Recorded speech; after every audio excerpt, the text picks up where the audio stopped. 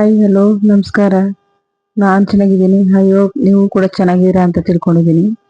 ಇವತ್ತು ಗಿಫ್ಟ್ಗಳಿಗೆ ಮತ್ತೆ ಇದು ಸ್ಲಿಪ್ಪರ್ ಕೊಡ್ತಕ್ಕಂಥ ಬ್ಯಾಗ್ಗಳಿಂದ ಬರ್ತಕ್ಕಂಥ ಟಿಶ್ಯೂ ಪೇಪರ್ ಇರ್ತಕ್ಕಂಥ ಬ್ಯಾಗ್ಗಳಿಂದ ಅಲಂಕಾರಕ್ಕೆ ಇರ್ತಕ್ಕಂಥ ಚಂದದ ಬಾಗಿಲು ತೋರಣ ಅಥವಾ ಫ್ಲವರ್ ಇದನ್ನ ವಾಜ್ ಮಾಡೋದ ಫ್ಲವರ್ ಮಾಡಿ ಅದು ಬಾಗಿಲು ತೋರಣವನ್ನಾಗಿ ಮಾಡೋದನ್ನ ಹೇಳ್ಕೊಡ್ತಾ ಇದ್ದೀನಿ.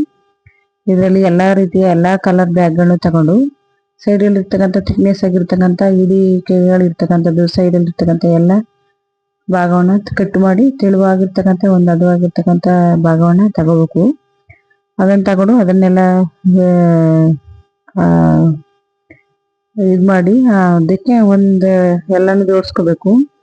ಮತ್ತೆ ಎಲ್ಲಾ ಪೇಪರ್ ಬ್ಯಾಗ್ಗಳು ಕೂಡ ನೀಟಾಗಿರ್ತಕ್ಕಂಥದ್ದು ಚೆನ್ನಾಗಿರ್ತಕ್ಕಂಥದ್ದು ನೋಡಿ ಅದನ್ನ ಆಯ್ಕೆ ಮಾಡ್ಕೊಬೇಕು ಬ್ಯಾಗ್ಗಳನ್ನೆಲ್ಲ.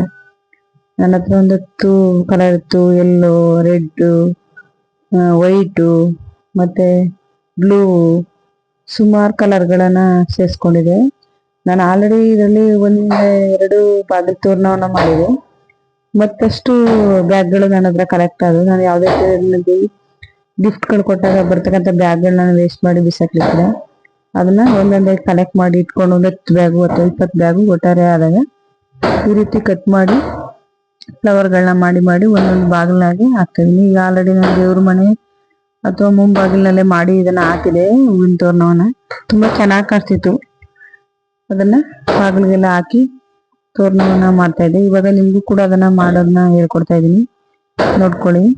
ಎಲ್ಲಾನು ಕೂಡ ಹಿಂದೆ ಮುಂದೆ ಕಟ್ ಮಾಡಿ ಮಾಡ್ಕೊಂಡು ಪೇಪರ್ ಇರ್ತಕ್ಕಂಥ ಸೈಡ್ನ ಇದನ್ನೆಲ್ಲ ತೆಗೆದು ಒಂದ್ ಕಡೆ ಜೋಡಿಸ್ಕೊಳ್ಳಿ. ನೀವು ಕೂಡ ಅಷ್ಟೇ.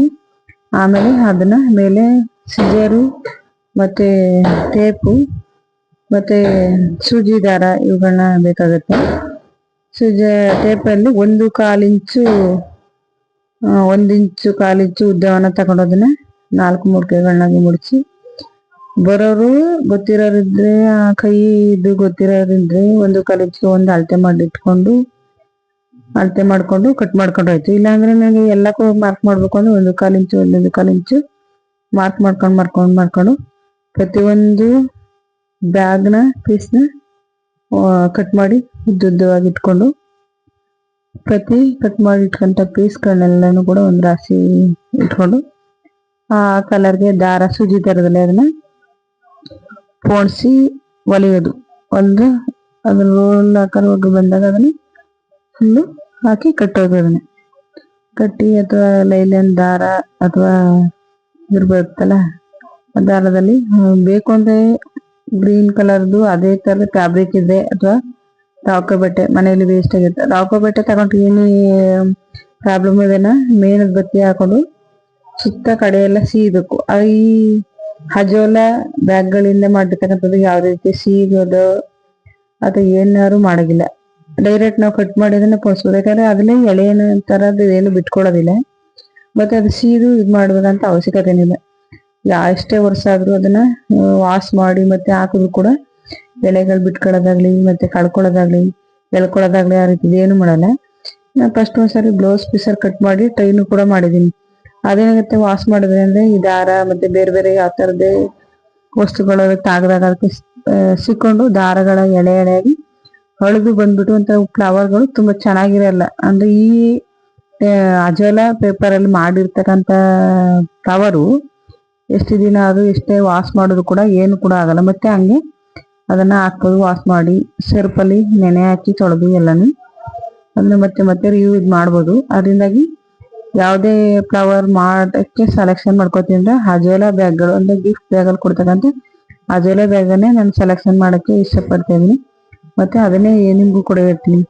ಬ್ಲೌಸ್ ಪೀಸಲ್ಲಿ ಮಾಡಿದ್ರು ಕೂಡ ಅದೇನಾಗುತ್ತೆ ಅದನ್ನ ಸೀದು ಸರಿಯಾಗಿ ಎಳೆ ಸೀಲಿಲ್ಲ ಅಂದ್ರೆ ಅದು ಎಲ್ಲ ಎಳ್ಕೊಂಡು ಬಂದ್ಬಿಡೋರು ಆ ರೀತಿಯಲ್ಲಿ ಆಗುತ್ತೆ. ಅದರಿಂದ ಅಜೋಲಾ ಪೇಪರ್ ಏನಿದೆ ಅಂದ್ರೆ ಯಾವುದೇ ಕಾರಣಕ್ಕೂ ಏನಕ್ಕೆ ಕಿತ್ಕೊಂಡ್ರು ಕೂಡ ಅರಿತಷ್ಟೇ ನೂಲ್ ಬಿಟ್ಕೊಂಡು ಬರಲ್ಲ, ಎಳ್ಕೊಳ್ಳಲ್ಲ ಮತ್ತೆ ಯಾವುದಕ್ಕೂ ಸಿಗೊಳ್ಳಲ್ಲ.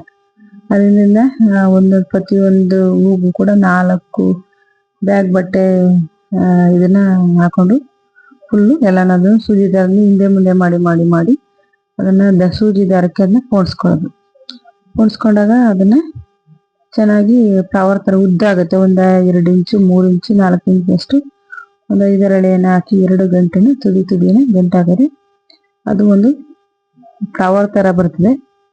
ಆ ಫ್ಲವರ್ನ ಹಸಿರು ದಾರ ಅಥವಾ ಯಾವುದೇ ರೀತಿ ದಾರಗಳಿದೆ ಅದಕ್ಕೆ ಕಟ್ಟಿ ಅದನ್ನ ಪ್ರತಿಯೊಂದು ತೋರಿಸಿ, ಮತ್ತೆ ನೀವು ಬೇಕು ಅಂದ್ರೆ ನನಗೆ ಒಂದು ರೀತಿ ಪೈಪ್ ತರ ಕಲೆಕ್ಷನ್ ಇರೋದ್ರಿಂದ ಅದನ್ನ ಹಾಕಿ ನಾನು ತೋರಣವನ್ನ ಮಾಡಿದ್ದೀನಿ.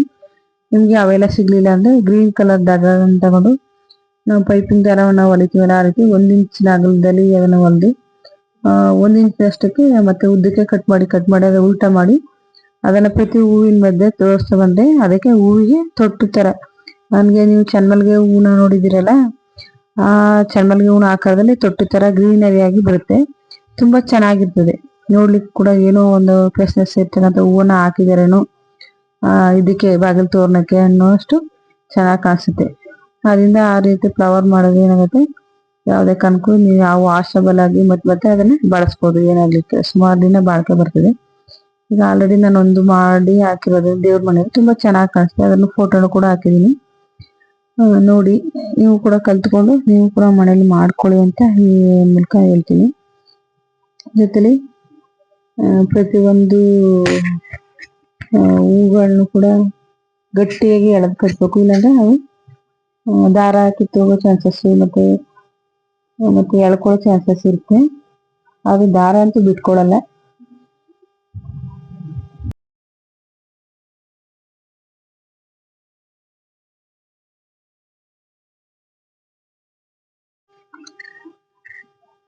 ಎಲ್ಲಾನು ಕೂಡ ದಾರ ಮತ್ತೆ ಇದನ್ನ ಹಾಕಿ ಅದನ್ನ ಗಂಟಾಕಿ ಕಟ್ಟಿ ಅದನ್ನ ಬಾಗಿಲು ತೋರಣವನ್ನಾಗಿ 2 ಕಡೆಗೂ ಬಿಟ್ಕೋಬಹುದು, ಇಲ್ಲಾಂದ್ರೆ ಮಧ್ಯೆ ಒಂದು ತರದಲ್ಲಿ ಹಾಕೋಬಹುದಾಗಿದೆ. ಪ್ರತಿಯೊಂದನ್ನು ಕೂಡ ಈ ರೀತಿ ಗಂಟಾಕಿ ನಾಟ್ ಹಾಕಿ ಒಂದಕ್ಕೊಂದು ಹತ್ರ ಆಗದೆ ಇರೋ ತರ ಅದನ್ನ ನಿಂತ್ಕೋಬೇಕಾಗತ್ತೆ. ಎಲ್ಲಾನು ಕೂಡ ಇದು ಮಾಡಿ ನಾಟ್ ಹಾಕೋದು ನಾನು ಹೇಳಿದ್ನಲ್ಲ, ಇಲ್ಲಾಂದ್ರೆ ಗ್ರೀನ್ ಇದ್ರ ತರ ಹಾಕಿ ಅದನ್ನ ಕೊಣಿಸಿ ಹಾಕ್ಬೋದು. ಇದು ಯಾವಾಗ್ಲೂ ತುಂಬಾ ಚೆನ್ನಾಗಿರ್ತದೆ. ನೋಡಿ ರೆಡ್ ಕಲರ್ ಎಷ್ಟು ತುಂಬಾ ಚೆನ್ನಾಗಿ ಕಾಣಿಸುತ್ತೆ. ನಾನು ಕೂಡ ಇದನ್ನ ಮಾಡಿ ಟ್ರೈ ಮಾಡಿದ್ದೀನಿ, ನೀವು ಕೂಡ ಮಾಡಿ. ಮತ್ತು ಈ ಚಾನೆಲ್ನ ಸಬ್ಸ್ಕ್ರೈಬ್ ಮಾಡಿ ಮತ್ತು ಕಮೆಂಟ್ ಮಾಡಿ ಯಾವ ರೀತಿ ಬರ್ತದೆ, ಏನಾದ್ರು ಪ್ರಶ್ನೆಗಳಿದ್ದರೆ ಕೇಳಿ ಇದ್ರ ಬಗ್ಗೆ. ಮತ್ತೆ ಈ ರೀತಿ ನನ್ನ ಚಾನೆಲ್ನ ಸಪೋರ್ಟ್ ಮಾಡಿ. ಫಸ್ಟ್ ಯೂಟ್ಯೂಬರ್ ಫಸ್ಟ್ ಆಗಿದೆ, ಹೇಗೆ ಮಾಡಬೇಕು ಏನಂತ ಗೊತ್ತಿಲ್ಲ. ಅದನ್ನ ಕಟ್ ಮಾಡಿ ಬಂದಾಗಿ ಈ ಚಾನಲ್ ಅಲ್ಲಿ ಕೆಲವು ಫ್ಲವರ್ ಮಾಡೋದಾಗಿರ್ಬೋದು, ಅಡುಗೆ ಮಾಡೋದಿರ್ಬೋದು, ಈ ರೀತಿ ಹಾಕ್ತಾ ಇದ್ದೀನಿ.